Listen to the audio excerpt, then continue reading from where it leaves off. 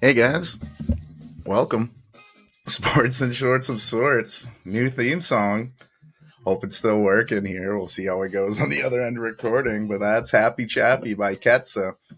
Loving it. Thought for episode 30. Let's get that new theme song going. Mm-mm-mm. But let's do what we do like we do in everyone. Let's start with the jerseys. And when you think number 30, gotta think one of the best basketball players on the planet.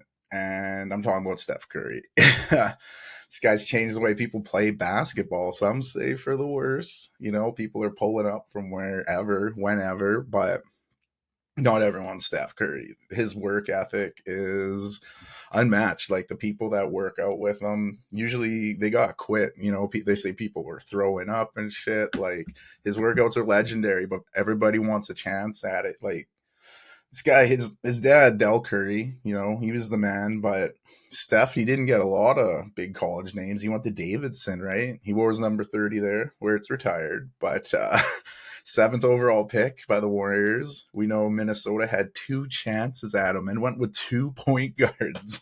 Ricky Rubio's turned into a pretty good pro. But that Johnny Flynn pick at number 6 doesn't look too good for the T-Wolves, especially they could have had Curry. Ugh. Whatever, that's how it goes in the draft, excuse me. But yeah, Curry's put up crazy numbers in his career. He's obviously going to go to the Hall of Fame when he's done. But four-time NBA champion, finally winning that elusive Finals MVP that everyone said, well, he's not good unless he wins in the clutch moments, which he's done. But two-time MVP of the league, winning back-to-back years, 2015 and 16 becoming the only unanimous MVP, which was strange to me. I thought someone would have had it. Shaq was super close in 99, 2000, and LeBron in 12, 13. They were one vote out, and both those seasons were pretty amazing. So I think either of them could have won unanimous, but whatever, they still won MVP, so that's good. But nine all NBA teams winning the scoring title twice and the 3-point contest twice. Probably, yeah, best shooter ever, I'd say. Like I said, son of Del Curry, who was no slouch in the NBA, putting up almost 12 points a game. He was ahead of his time with how he was shooting. He won the Sixth Man Award 94. His number 30 is retired at Virginia Tech. And when he retired, he was the all-time leading scorer of the Charlotte Hornets. That is now held by Kemba Walker, who was a great Hornet in his time, and Bobcat. I don't know how those franchise numbers bounce around from Bobcat to Hornet. Feels very strange saying that, not being in a zoo. But yeah, Steph's younger brother, Seth, he plays for the Dallas Mavericks right now. Good player in his own right. Shooting definitely runs in the family, all wearing number 30 along the way. Another great baller wear 30, George McInnes. Again, this is before my time, though. Not like Curry, who I've been lucky enough to watch, but McInnes did most of his damage in the ABA before heading to the NBA, where he won with the Pacers in the ABA. The Pacers have not won an NBA championship yet, so those ABA titles are all they got. Won the MVP in the playoffs in 73 and MVP of the league in 75, when he also won the scoring title. 3 All-Star games and 3 NBA All-Star games. Definitely flourished more in the ABA. His number 30 is retired by the Pacers, and he's in the Hall of Fame. Next baller I'll mention had injuries kind of derail his career a bit, but legendary on the hardwood. I'm talking about Bernard King, 4-time All-Star, 4 All-NBAs, scoring title in 85, making back-to-back 50 points in 1984, like become the first to do that since Rick Barry had done it in 67, so it wasn't a common thing. Following season, he threw up 60 points on Christmas Day against the Nets, just the 10th player to do that, throw up a 60 bomb. But yeah, a little before my time, but his highlights are amazing. And except in 85 is when he had that bad injury, attempting to block a dunk by Reggie Theus, and like tore his ACL, tore some more knee cartilage, broken leg. At that point, no one had ever come back from such a catastrophic injury. Already butchering the English language here, good start. But he returned and he did pretty well. You know, not obviously not the player he was, but coming back from such a whack injury, no one would expect. But he was effective. He did what he did. Obviously, a shortened career from that, but man, he was a stud in college too. His 53 is retired at Tennessee, where he was 3-time SEC Player of the Year. But man, he's in the Hall of Fame even with a shorter career there. But yeah, tough injuries. They get everybody. But man, this next baller I'll mention is Rasheed Wallace. He was ahead of his time at the power forward position. He could hit from outside. He was so long. Anytime someone tried to defend him, he would always just be out of reach with that hook or jumper. But man, with what he did with Portland on those Jailblazers team, they were always in trouble with the law getting high, but they really pushed the Lakers in 2000. Like they were up in game 7. They had lights on they could see the finals, but their Epic's collapse, Lakers run, that combination. We all remember that oop of Kobe throwing it up and Shaq throwing it down late in the game. And man, it was a tough loss for Portland. That they never bounced back really from that. That was their best chance at a title, I thought. But he was something else. He'd end up going to the Pistons, where he'd be the missing piece in that team, and they'd end up winning a title, ending the Lakers three-peat. So yeah, it all kind of full circle. He'd make 4 All-Star games over his career. His number 30 is retired at North Carolina, where he and Jerry Stackhouse made the Final Four. But I think Sheed's mostly known for technical fouls and the phrase "ball don't lie." And you get called for a foul as someone's going to the hoop. You don't think it's a foul. They miss the free throw, and you're like, yo, ball don't lie. It didn't go in. If it was a real foul, he would have made the free throws. So I still an expression used today, but his 41 technicals in a season is a record that may never get broken. There's rules on cracking down, so you don't never get to that height. So that's one that may never get beaten. Most technicals get on him. A current player to wear the 30, New York Knicks, Julius Randle, 2-time All-Star, winning Most Improved Player in 2021. He was a 7th overall pick out of Kentucky to the Lakers, and he broke his right tibia before the season opener. Came back strong, showed lots of promise, signed with the Pelicans, played a few good years there before going to the Knicks. Excuse me, but that's where he's really thrived, becoming one of the main cogs on that Knicks team. Him combined with Jalen Brunson, and you got the Maple Mamba. I know he hates that nickname, RJ Barrett, but yeah, Knicks we'll see how they do this year. They're always, the fans will love them no matter what. One of the biggest franchises in the league. But one other shout out here, number 30, David West. He's worn it with a few different teams. I remember him wearing it with the Hornets, the mid-range assassin. This guy around the elbow, it's money. It's always money. And he was a big leader and part of that Golden State Warriors championships team. He wore 3 with them, but I remember him more for wearing the 30. Now, I have to give a shout out to a WNBA player. I'm talking about Brianna Stewart, number 30. She did win WMVP this year. That's controversial. We'll get more into that again after she was first, and Alyssa Thomas was second, and Asia Wilson third. Oh my goodness! But yeah, we'll get more to that. Brianna Stewart, number 30, beast her whole career, winning 4 NCAA championships at UConn, College Player of the Year 3 of those years. She's got 2 Olympic gold medals with the USA. She's gone to Europe, won the EuroLeague twice, winning Final Four MVP twice. Like I said, she's got 2 WMVPs now. She won this year, and she also won with the Seattle Storm, where she's got 2 WNBA championship finals in each one of those, 5 All-Star games, all defensive team, 4 teams, and her New York Liberty are in the finals against the Las Vegas Aces, but she'll be taking on Asia in the finals. But like I said, we'll get more to that. This is still the Jersey segment. Ren City's getting ahead of himself. But leaving the hardwood for the gridiron, got to mention Terrell Davis. He was part of those Denver Broncos Super Bowl winning teams. He's in the Hall of Fame. It was a short career. Man, did he put up numbers. And he was doing the mile-high salute every time you get a touchdown in Denver. People were doing that for years. And he won 2 NFL Offensive Player of the Years and the NFL MVP in 98. In that MVP season, he ran for 2,008 yards, 21 touchdowns, 2 receiving ones.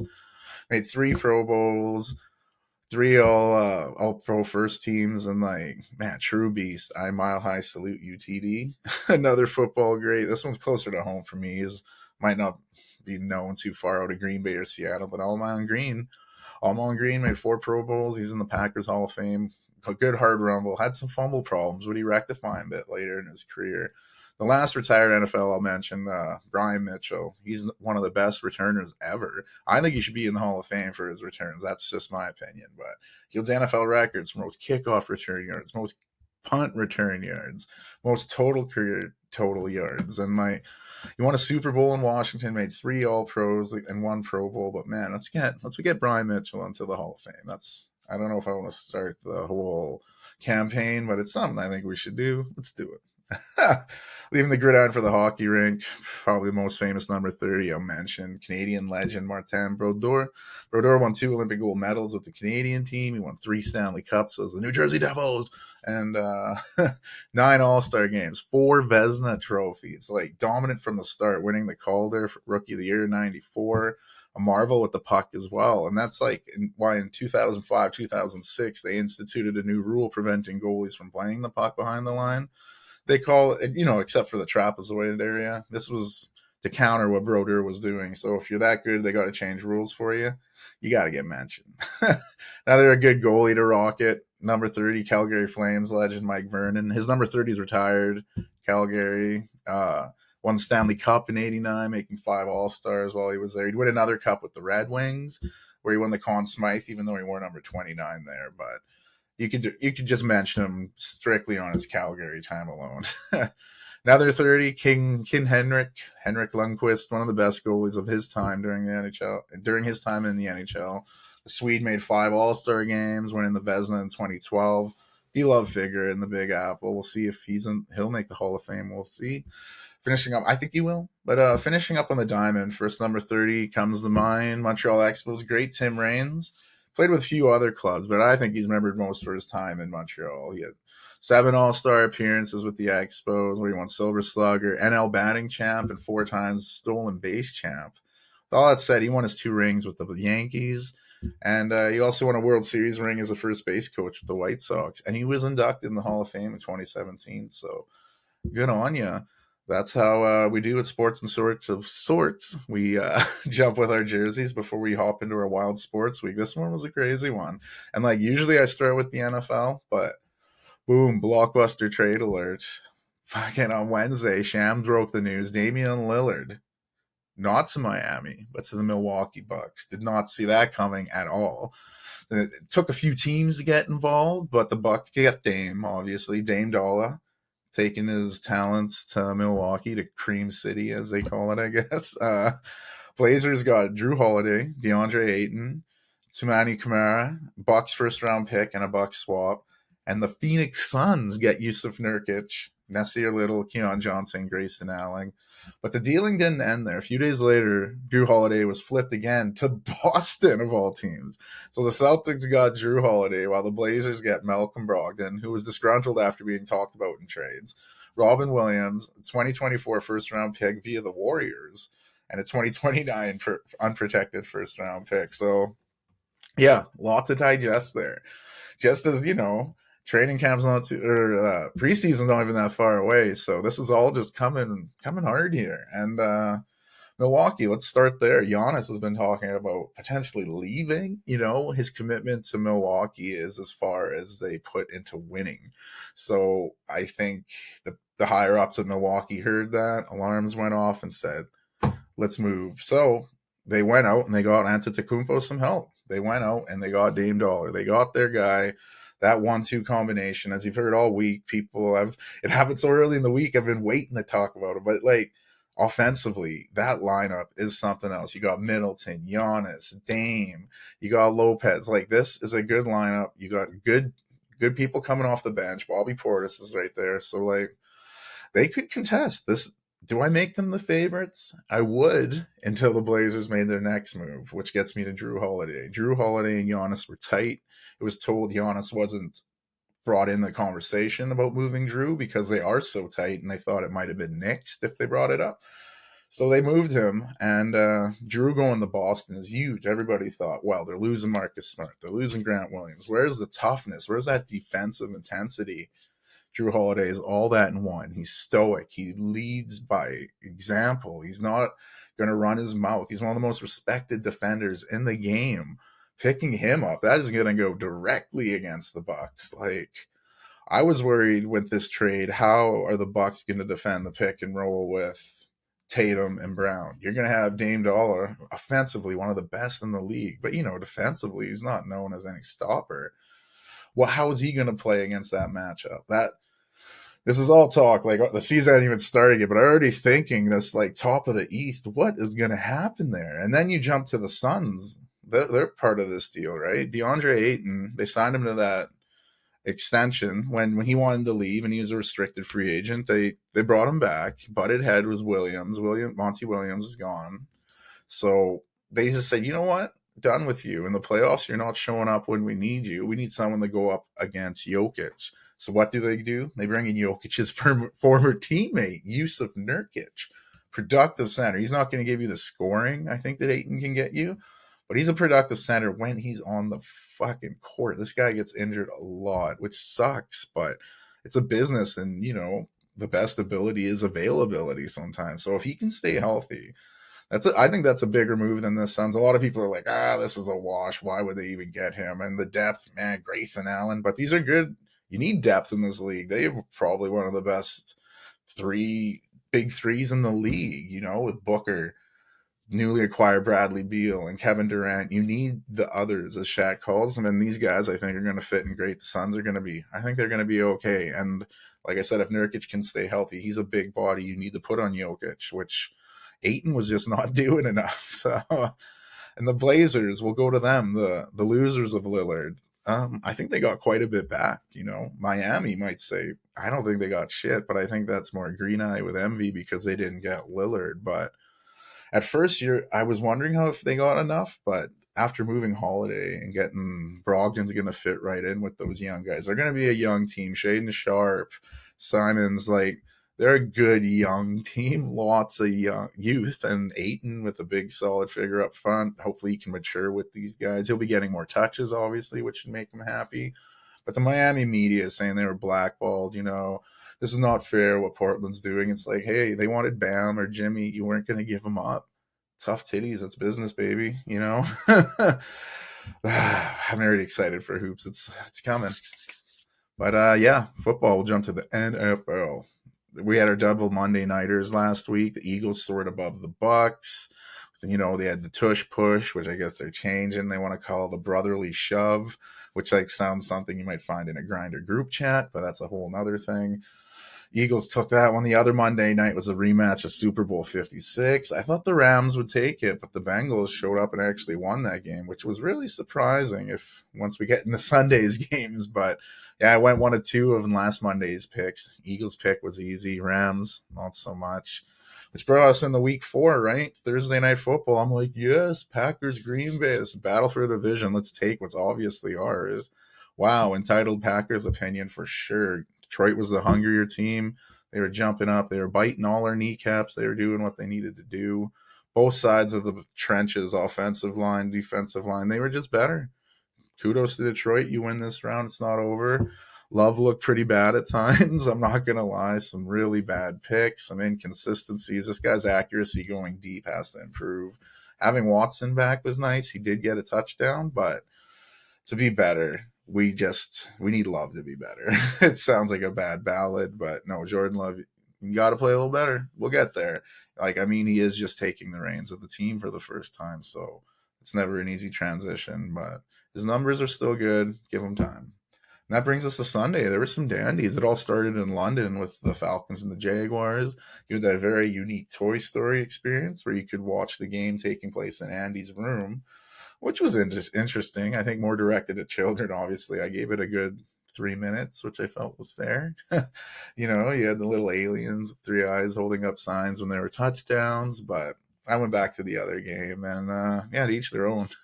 Jaguars really looked the better team. They always seem to play well in London, and yeah, they took care of Atlanta. And I know Atlanta has 2 wins, but I feel like those 2 wins were despite Desmond Ritter rather than with him.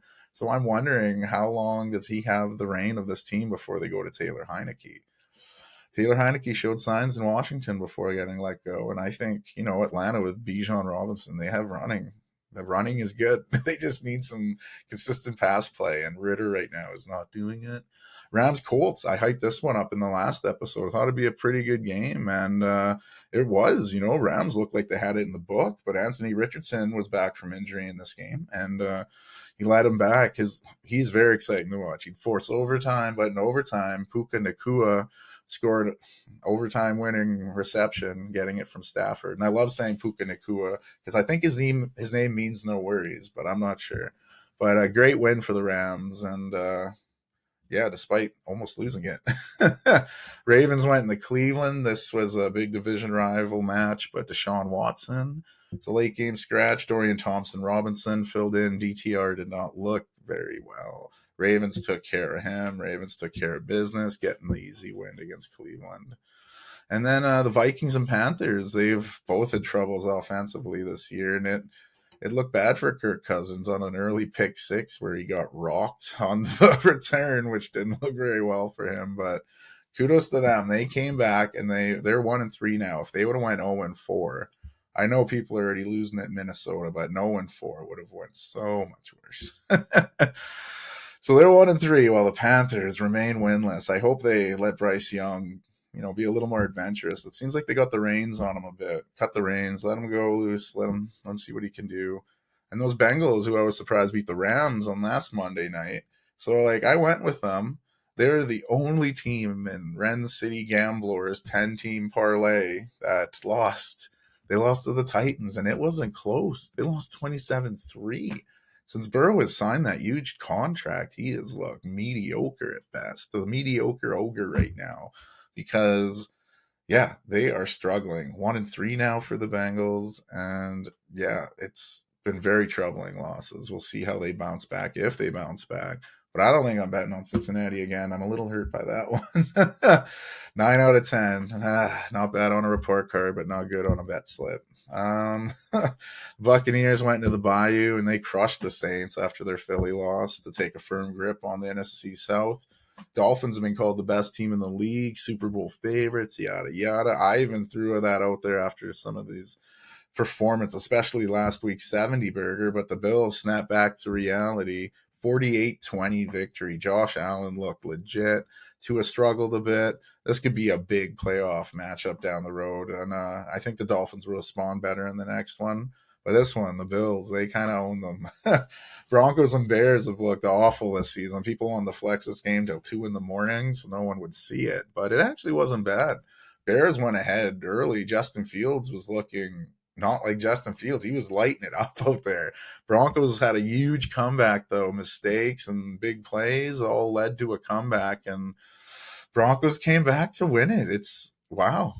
What a game. I thought the Bears had this, then suddenly the Broncos took it, but maybe check in on your Bears fans, friends. We don't know how they're doing.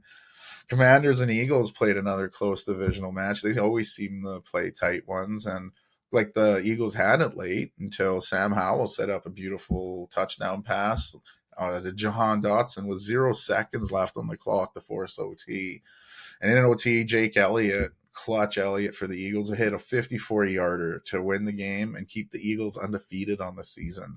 Texans hosted the Steelers and really laid the smackdown to him. CJ Stroud looks the real deal as a franchise quarterback for the Texans. And DeMeco Ryans has that team bumping. The first-time coach is really looking good in his old stomping grounds. And I knew he'd be good, but I didn't expect he'd have this team fired up as much as they are. I mean, having dependable quarterback CJ Stroud that does help. But on the other side, Kenny Pickett, quarterback for the Steelers, he got hurt in this game, but even before he got hurt, he has not played well for them. Very inconsistent play. Makes you wonder what Mike Tomlin's going to do going forward, because I think Pickett will probably miss the next game. We'll see what they do. It's going to another injured quarterback. The Raiders, they visited the LA Chargers, and with Aiden O'Connell out of Purdue starting for them, and he did his best, but the Chargers, they had this one and almost let the Raiders back in a stadium, a home game for the Chargers that was way more Raiders. I'd say 70-30 Raiders fans than Chargers fans, but more disappointment for the Raiders. Man, McDaniels is having no luck there, and I think sometimes he's making his own bad luck, but that's neither here nor there. Chargers rallied to 2-2 with back-to-back wins, while the Raiders dropped 1-3. 49ers hosting the Cardinals, and the Cardinals fought. This team is not trying to tank in any way, shape, or form, but the 49ers are really fucking good. They won 35-16. Christian McCaffrey, 4 touchdowns, 3 rushing, 1 receiving. I picked them to win the Super Bowl at the beginning of the year, and I'm not changing my mind at all. They're still one of 2 teams left undefeated. As I before mentioned, the Eagles are 4-0, as are the 49ers. Could be an NFC conference title game, but Cowboys hosted the Patriots in the most obnoxious fan base bowl, and it was not close. Patriots looked really bad against a good Dallas defense. Mac Jones got benched for Bailey Zappi, and maybe the Mac Jones era has come to an end in New England since Brady left. It's been rough at that QB position, and I don't think maybe Mac Jones is not that guy. Do we stick with Zappy? Zap? I don't know. Find out. Sunday Nighter was, I thought, supposed to be a laugher. The slabs were out, as we heard 1,000 goddamn times during that podcast or broadcast. Chiefs jumped out 17-0 lead. We're like, oh, here we go. And then a face mask penalty on the often penalized John Taylor resulted in a safety. So the Jets, they kind of kick-started things. Zach Wilson actually looked like a quarterback after that. They played some inspired football, tying the game up at 20. Butker would get a field goal early in the fourth, and Jets would try to come back. They just couldn't get there. Big fumble by Zach Wilson would end up costing them, but the biggest thing was third down penalties, like 3rd and 22. Mahomes ran it all the way, picked up the first down. 3rd and 20, you get a defensive holding one. I mean, it was a touchy call, but wow, what a rough loss for the Jets. Give it up to them. They fought back and they made it a good game. And Kansas City, they're 3-1, but they have not looked like the Kansas City we know. Is this all Bieniemy going to Washington? Their offenses look pretty good. Nagy's offense in Kansas City, not so much. But when you have Mahomes, you kind of have a wild card there. Anytime you look like you're in trouble, you just play it. Boom, win. So, yeah, big win for KC. Tough loss for the Jets, but positive in the way that Wilson played. We'll see if that continues going forward. There's still one game left to be played in the week, Monday night. Dun, dun, dun, dun. Seahawks visiting the Giants. I think the Seahawks have been a little better than the Giants. Well, a lot better than the Giants this year. I mean, the Giants have had that one good half, but maybe this is where Danny Dimes finally brings it together. Saquon Barkley's still out with injury, so the pressure is even more on Jones. Geno Smith, he's been doubted his whole NFL career. There's not a lot of pressure on him coming in, and I think Seattle's going to go into the Meadowlands and take this victory. Hopefully a high-scoring one, because I have Danny Dimes in a fantasy team when I'm way behind. But, yeah, I think the Seahawks will take that one. Going to the next week, going off my picks kind of here last episode, I got a few things wrong. Packers got shit pumped by the Lions. I figured Dolphins-Bills would be close. It really wasn't. Ravens-Browns really wasn't. I picked Rams and Colts to be a close one. That went to OT, so feeling pretty good about that. But, yeah, going into week 5, there's some good matchups. Chicago-Washington on Thursday. Might not be, but who knows. Eagles-Rams should be fun. Jets-Broncos will have probably more talking points than good football, but we'll have to see what the Hackett-Sean Payton drama is.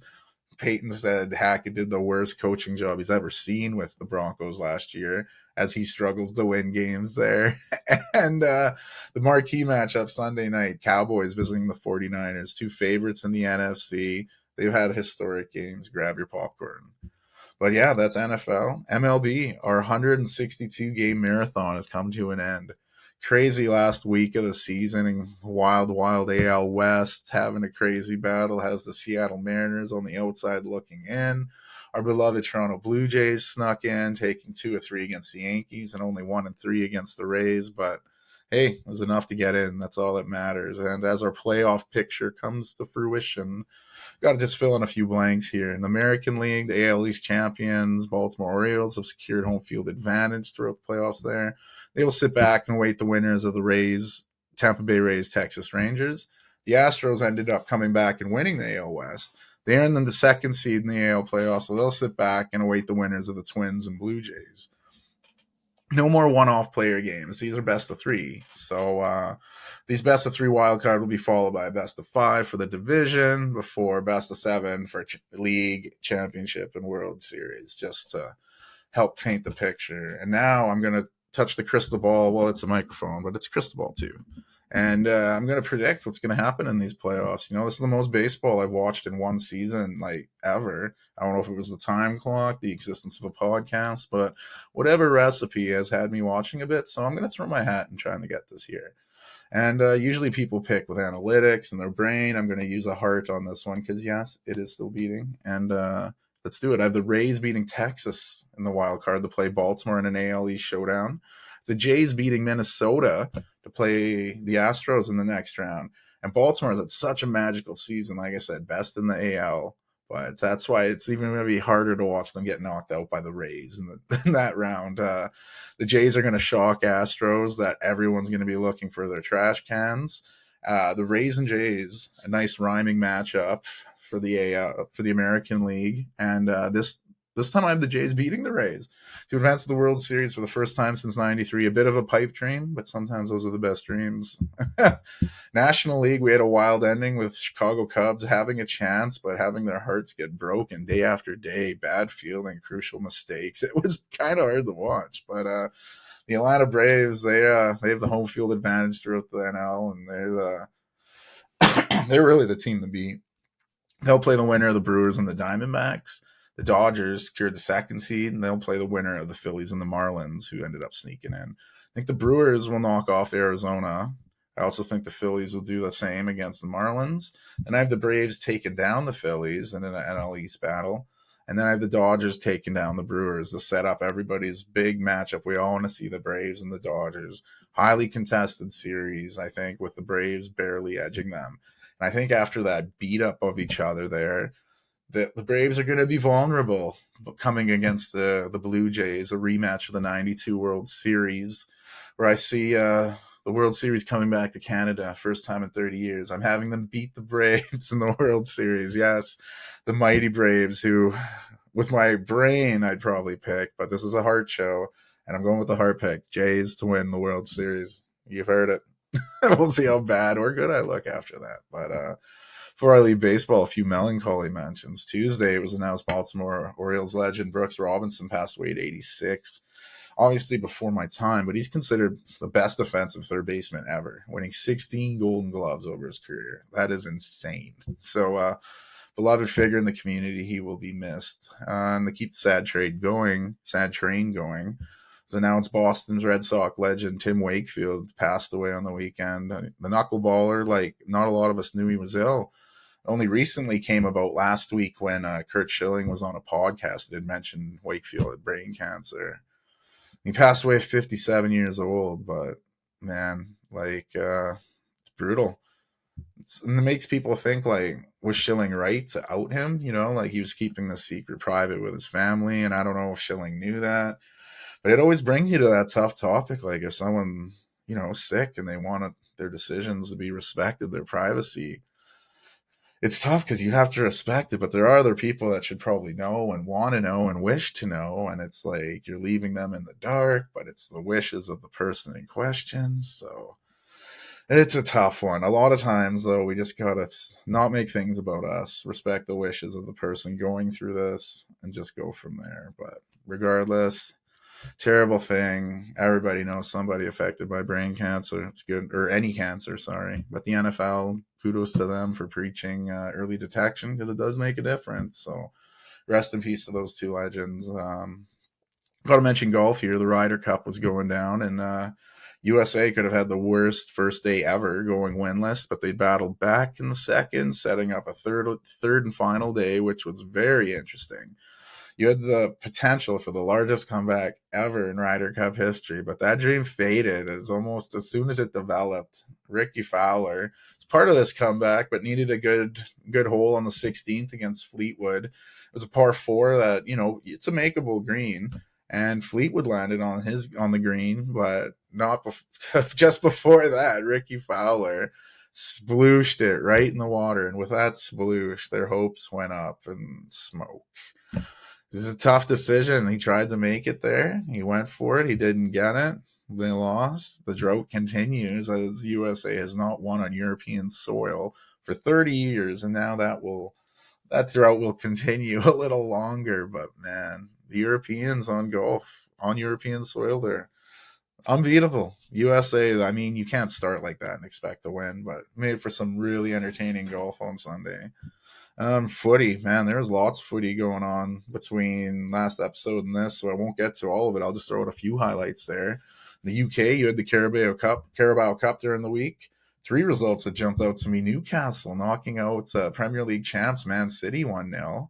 Other Premier League side, Wolves getting knocked out by Championship side Ipswich Town 3-2. And then even a bigger shocker, Luton Town in the Premier League lost to League One side Exeter City 1-0. So a few big upsets, but that's what the Carabao Cup's all about. Big upsets, fun results.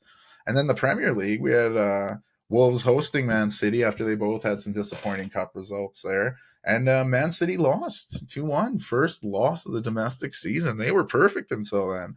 It was an even more glorious goal for Wolves as Hwang Hee-chan scored the winner. And before the match, Pep Guardiola was talking about strikers for Wolves, and he forgot his name and he referred to him as the Korean guy. Well, that Korean guy, Hwang Hee-chan, scored the winner. Hwang Hee-chan scored the winner and beat you. So ain't that a B? The other Manchester team, United, followed suit, losing 1-0 to Crystal Palace. Luton Town avenged their loss midweek with their first EPL win, beating Everton 2-1. Aston Villa demolished Brighton 6-1. Ollie Watkins had a hat trick. West Ham took care of business against Sheffield United 2-0. Probably the best match of the weekend, Tottenham and Liverpool. Liverpool went a man down after Curtis Jones was given a red card. Tottenham would go ahead by Son. Then Cody Gakpo would equalize just before halftime. Diogo Jota would get subbed into the game and get two cards within minutes of each other and getting sent off, leaving Liverpool down to 9 men with 20 minutes to go. And they fought. They were doing everything they could to secure that draw. And then at stoppage time, Joel Matip, one of the worst or most beautiful own goals, depending on which side you're on, but he put it top shelf, giving Tottenham the 2-1 lead and the full 3 points, crushing the Liverpool spirits along the way. I mean, give it up to them for 9 men fighting the way they did, but tough loss. There's still one game to go in the match week. Fulham and Chelsea will be playing Monday. And after those results, Man City, even with their first loss, sit atop the Premier League, but now they only have a 1-point lead over Tottenham and Arsenal just below them.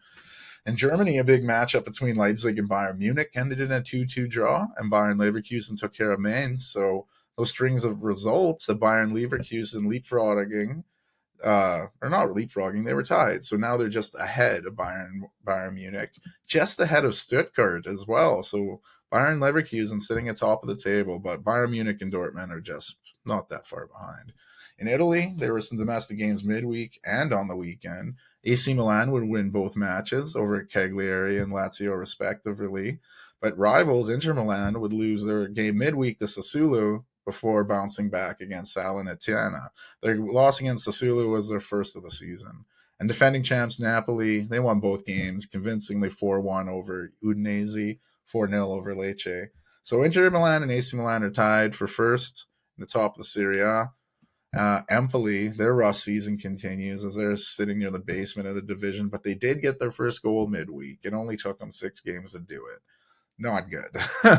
On a play in the Spain in La Liga, Barcelona and Atletico each picked up victories. Real Madrid and Girona, they had a big matchup. Girona has been surprising everyone with this season with their play, but Real Madrid humbled them a bit, giving them their first loss of the year, 3-0. So Real Madrid's top of the division still, 1 point ahead of Barcelona, and Girona is still third despite their first loss of the season.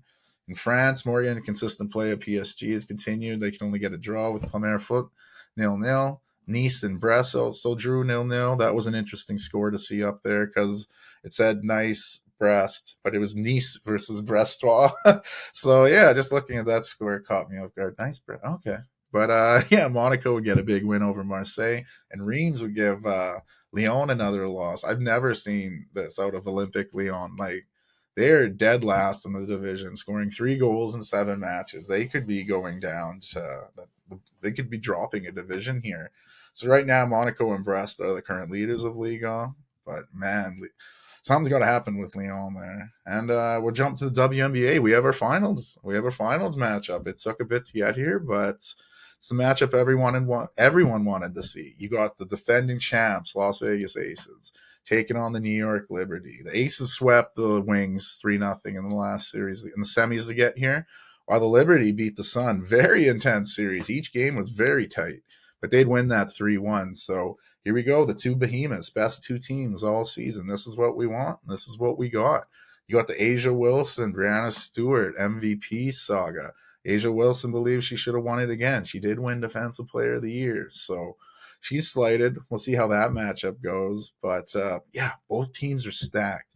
They've been hating each other since their matchups earlier in the year. The Commissioner Cup games that went on, trash talking both ways. This is what we wanted, and this is coming. The only bad thing is the first game is until October 8th, Sunday. So we got to wait a bit for it. Kind of kills the momentum a bit, but they'll be good basketball. I predict it's going to go to because it's a 5-game series. I predict it'll go to a series deciding game 5. The Liberty will beat the Aces. No back-to-back champs, I'm thinking. Brianna Stewart will win Finals MVP to go with the regular season MVP. But the real X factor in all the games will be Benajaya Laney. She is something else, and when she does well, they seem to win. So I'm going with that. NHL preseason's been going on. It's exciting. Bedard, he's already making sweet plays with Chicago, and that just means regular season's around the bend. It's in like October 10th. We'll have it starting here, and we'll get more into the NHL season preview on next episode. Sad news in the CFL. Saskatchewan Roughriders legend George Reed passed away one day before his 84th birthday, just on the weekend here. He played his entire career with the Roughriders. Some say the best running back in the history of the game. And as great as he was on the field, he was just as great off. His number 34 is retired by the Riders, and he'll forever be remembered in our province, the Saskatchewan here. So rest in peace to George Reed there. And some scores in the CFL. Blue Bombers beat the Argos 31-21.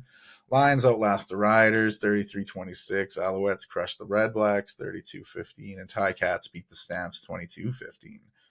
Another big boxing bout over the weekend. Canelo Alvarez took down Charmel Charlo. Not even close. It went the distance, but it was never in question. It was Canelo's fight easily. Decision wasn't close. You didn't even need to go with the judge. You could have been like, oh yeah, easy fight. So now it's just who does he fight next?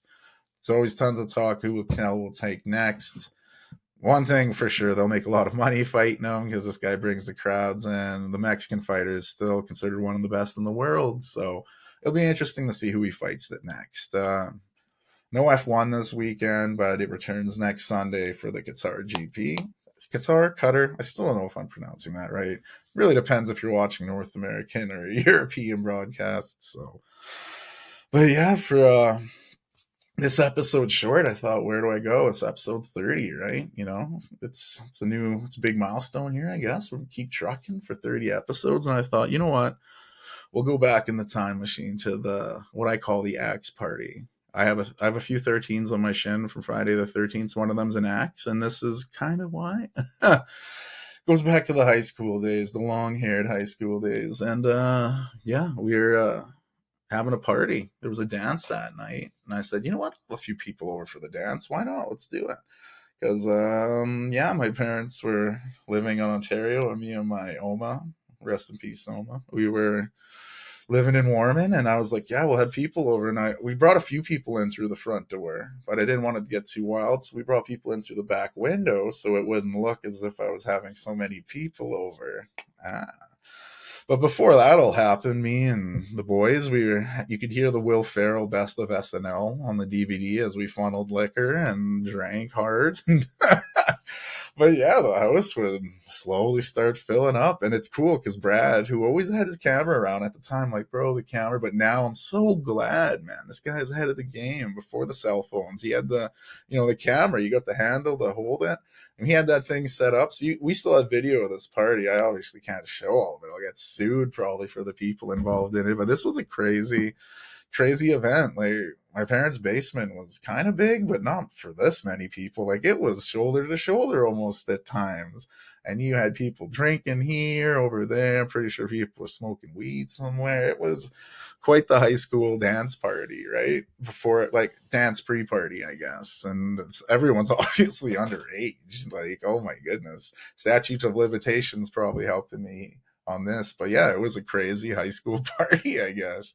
And then like some more people were showing up, and I guess they didn't know to come to the back window, and they're going to the front, and my grandma was getting upset. So Chris dramatically, it's like good on video. He comes into the basement, slams the door. He's like, Grandma's fucking losing it. So I'm like, oh my God. I go upstairs and my grandma's upset because, my parents trusted her to look after me, who was not being a very good teenager at this point. But she felt bad. And I was like, man, my grandma's upset now. So I got mad. And I went downstairs and I was like, okay, everybody get the fuck out. Nobody was moving. Nothing. It's like, guys, get out of here. My grandma's upset. Get out. No one was moving. I was like, okay. So I don't know what went through my head. I picked up an axe and I hit the wall. I hit and it was tin, right? So yeah, I hit that. And then everyone freaked out and I was like, get out. People started scattering now. Big, crazy looking redhead guy holding an axe, must have been a red flag. People were getting out. They were starting to bounce, running out the door. And I'm like, get out of here. And then you could see some of my friends, because Brad has this all video.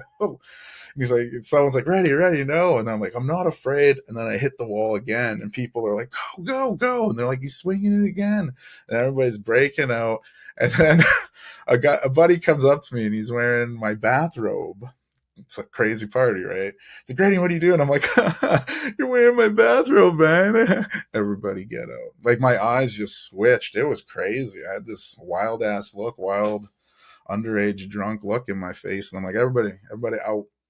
People scattered. And one of my favorite things of this, we have this on video as well, because you can see people scattering. It's like a wild scene of people leaving from a guy wielding an axe, just like any horror movie, I guess. But in the distance, you can see my buddy Toad. There's a Mickey there. And it's in the back of the video, it's on camera, but in the distance, you can see him pick up the Mickey and just stick it in his jacket. It is so perfect. Later that night, we had watched the video with a bunch of us, and the person that he had taken that from was there too. Gold. It's amazing. But back to this party, everyone's scattering. I go to the door and I'm talking to my Oma now, and she's like, "What? I heard people banging on the wall."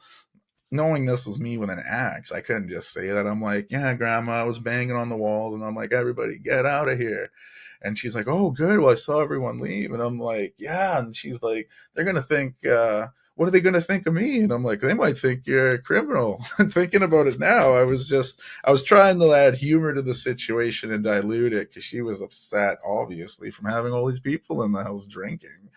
So it ended up being good in the end. I apologize. I talked about how I shouldn't have done that, pretty open, but man, what a wild basement party ending with an axe. And there were other parties going on, because that's what you did in Warman before a dance. People would just get obliterated at different parties, walking around with like a 1 liter bottle of liquor and pop. You drink the first bit or whatever, dump it out, and then you just pour the liquor in, and that was your mix back in the day. Oh my goodness, just animals. But what a party that was. Sneaking people in through the window. We still refer to the axe party. Just, it makes sense.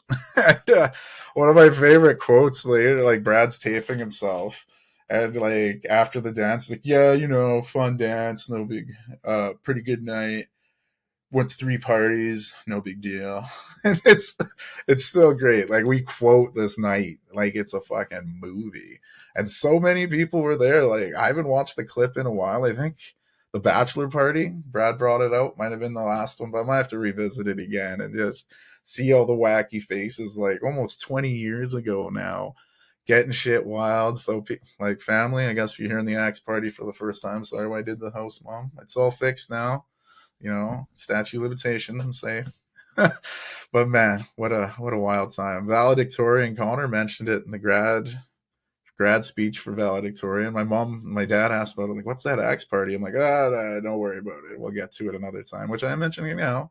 So we got there, but yeah, we'll have to see if I can get some clips from Brad or something, or what's kosher to put online, what isn't. I got a picture for it that I'll be posting on my page as I share the links and whatnot for the podcast. But great time. But man, we made it.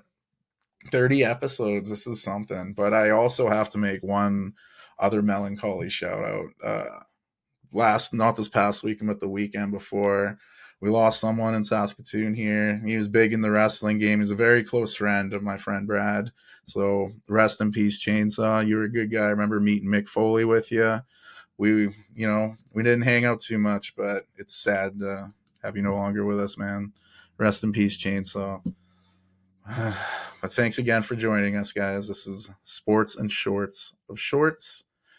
Sports and Shorts of Sorts. Let's get your own title right, Rennie. Oh, so much melancholy news in this episode, but it is a monumental one for me. 30 episodes strong.